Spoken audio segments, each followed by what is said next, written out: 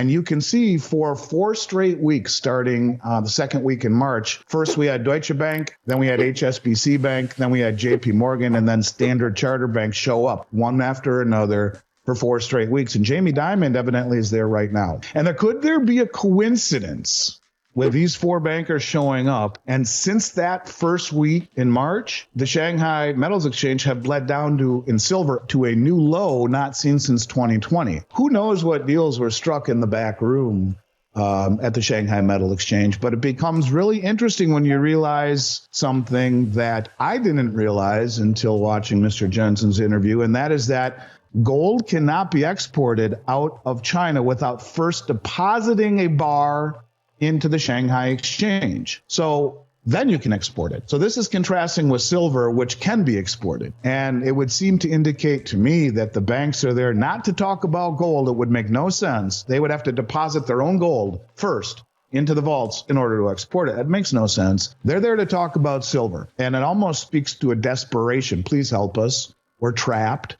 We have massive short positions that are naked, and I'm going to get into that, but we don't have the silver. Help us. We'll work out a deal. Maybe it's gold related. Who knows? Join us as Andy Schectman delves into a potential historic short squeeze in the silver market.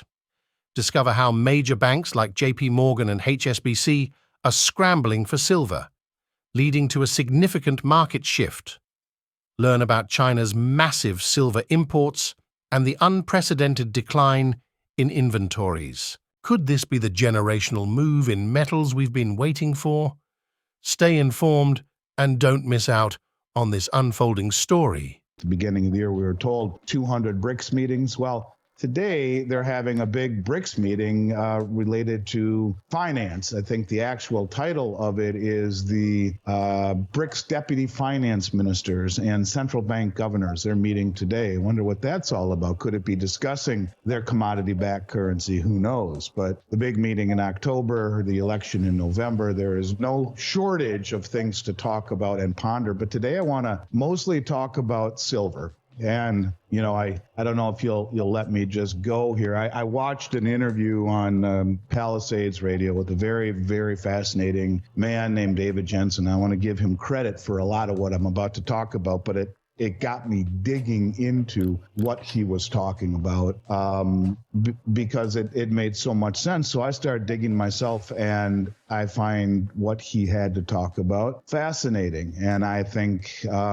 when you put all of this together, it starts to put together an interesting thought experiment, if nothing else. So I've really been trying to put all this together over the last few days, so excuse me if it lacks a little bit of coherence. But today, we've talked a lot about the arbitrage going on in the Shanghai Metals Exchange, Shanghai Gold Exchange. Today, 28th, silver closed at $36.01 on the Shanghai Gold Exchange. They can't hold this down anymore. They can't. And when you see open bids in Shanghai for $36 silver, I think it's just the beginning. But let me try and put all this together. So it appears as though we have the makings of what could be a giant silver squeeze. And I would also argue it appears to me Zoltan Pozsar was dead on. I think in 2020, he called the Bretton Woods 3.0 the system that will be all about commodities and transparency. And it's as if the commodities are becoming more valuable than money.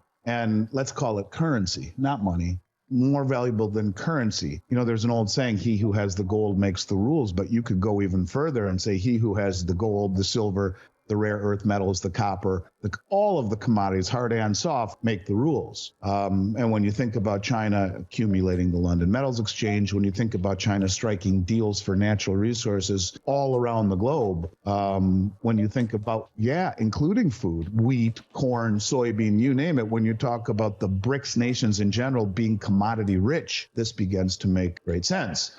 And it seems to me that the gold and silver markets are literally playing by a new set of rules that I've never seen before in my time, 34 years in this industry. The resiliency of the market is astounding to me.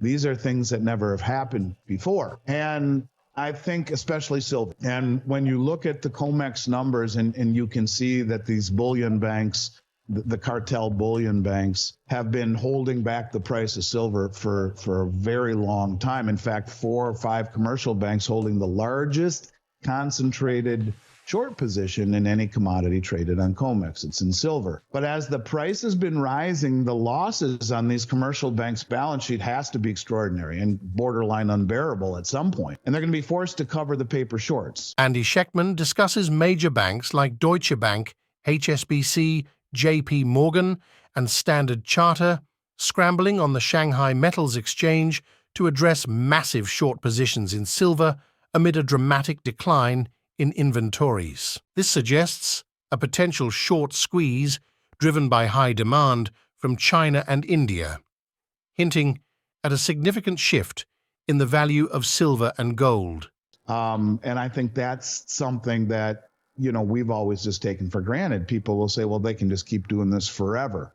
You can in an environment where the demand for those commodities is non-existent, but you can only manipulate a market over an extended period of time by pushing it in the direction that it is truly going. And the trust in the United States and the Western system has been extraordinary for a very long time, but it's as if the glass has been broken, and putting back that glass is akin to putting back the trust that has been shattered, at least across the entire Southern Hemisphere, if not most of the globe. So lately, there's been a lot of talk about the global inventories disappearing in silver. I mean, you look at COMEX, it's been bled dry for years. We've talked about that. You look at the LBMA, it's got the lowest level of inventory, second lowest level of inventory for sure in the 140-year history of the exchange. And now we're beginning to see things on Shanghai disappear. We've seen, and we'll talk about that, we've seen the ETFs be bled dry. Everyone says, well, there's great availability in the retail market. Well, that'll change. It'll change really fast if what I'm seeing is actually happening. The American public has been asleep at the switch. They have been infatuated with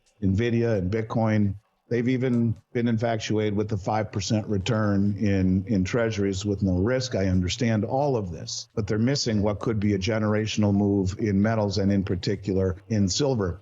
Now, remember, the numbers on the LBMA, we're told there's 800 million ounces of silver there, of which 500 million belong to the ETFs. And when you realize that leaves 300 million ounces, that's about what is left on COMEX in the entire ecosystem in COMEX. About same amount, but in COMEX, there's only about 40 million ounces backing the contracts. The rest of it is eligible and it's not for sale. So who knows what the real numbers are, but they are, 300 million-ish or less globally on the Western system, and probably a lot less backing everything.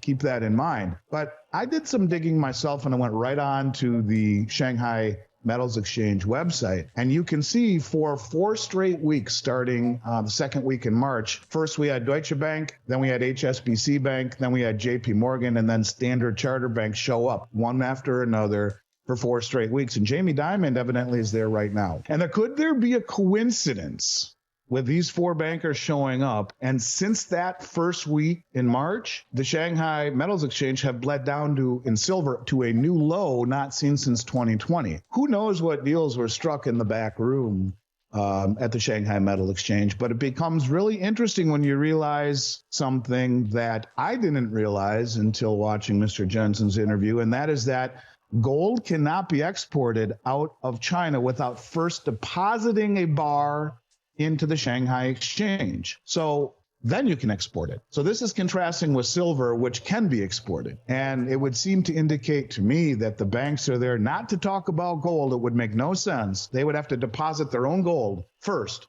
into the vaults in order to export it. It makes no sense. They're there to talk about silver. And it almost speaks to a desperation. Please help us. We're trapped.